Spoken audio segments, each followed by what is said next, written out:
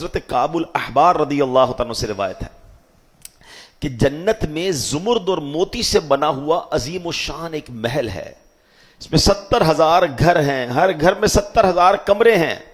اس عظیم الشان گھر میں کون رہیں گے؟ فرمایا انبیاء کرام ہوں گے، صدیقین ہوں گے، شہید ہوں گے، انصاف کرنے والے بادشاہ ہوں گے، اور وہ شخص ہوگا جو محکم ہوگا. تو عرض کی گئی حضور محکم کون ہے؟ اب دیکھیں نا، انبیاء، صدیقین، شہداء، ہم ان میں سے تو ابھی فی الحال نہیں ہیں، مطلب نبی تو اب تو کوئی نبی نہیں آئے گا، صدیقین تو بہت اونچا درجہ ہے، شہید پتہ نہیں ہم ہوتے نہیں ہوتے، لیکن محکم ہوں گے. کہ حضور محکم کون ہوں گے؟ فرمایا وہ شخص جسے حرام کام کی دعوت دی جائے مگر وہ خوف خدا کے سبب اس حرام کام سے رک جائے. موقع ملے اور رک جائے تو اللہ نے جنت میں کیسا محل تیار کر رہا ہے جہاں انبیاء اور صدیقین اور شہداء رہیں گے. اے میرے پیارے اسلام بھائی، تھوڑی سی زندگی ہے، رک جائیں، سوچیں. یہ تھوڑی دیر کا لطف ہے. جتنے بھی گناہ ہیں نا، جتنے بھی گناہ ہیں دنیا میں، سب کی جو لطف ہے اگر ہے تو تھوڑی دیر کا ہے، اس کے بعد صرف سزا ہے، عذاب ہے، جواب دینا. ایک کمال کا میں آپ کو جملہ سناتا ہوں.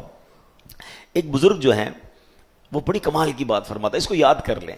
وہ کہتے کبھی بھی لذت کے لیے گناہ مت کرنا، انجوائمنٹ کے لیے گناہ مت کرنا، کیونکہ انجوائمنٹ ختم ہو جائے گی، اس کا عذاب باقی رہ جائے گا. تھوڑی دیر کی انجوائمنٹ ہے نا، جو شراب پیتا ہے، معاذ اللہ، فلمیں، ڈرامے، گانے باجے، بے حیائی کی محفلیں، تاش، جوا، جو بھی غلط کام ہے، تھوڑی دیر کی گناہ، تھوڑی دیر کی لذت وہ ختم، اس کے بعد گناہ باقی ہے، عذاب باقی ہے، پنشمنٹ باقی ہے.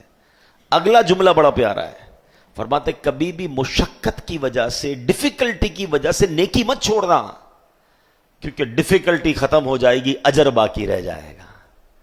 ہے نا؟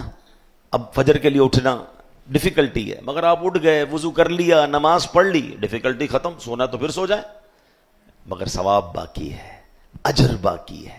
تو جب بھی آپ نیکی کریں اور آپ کو ڈیفیکلٹی محسوس ہونا، آپ کہیں یار یہ تھوڑی دیر کی مشکل ہے، کر ڈالو، مشکل ختم ہو جائے گی، ثواب باقی رہ جائے گا. اور جب گناہ کا جی چاہے، کاش یہ خیال آ جائے کہ یار تھوڑی دیر کی تو لذت ہے، لذت تو ختم ہو جائے گی، مگر پھر اس کا جو عذاب ہے، اس کی پنشمنٹ ہے، میں کیسے جواب دوں گا اللہ کی بارگاہ میں.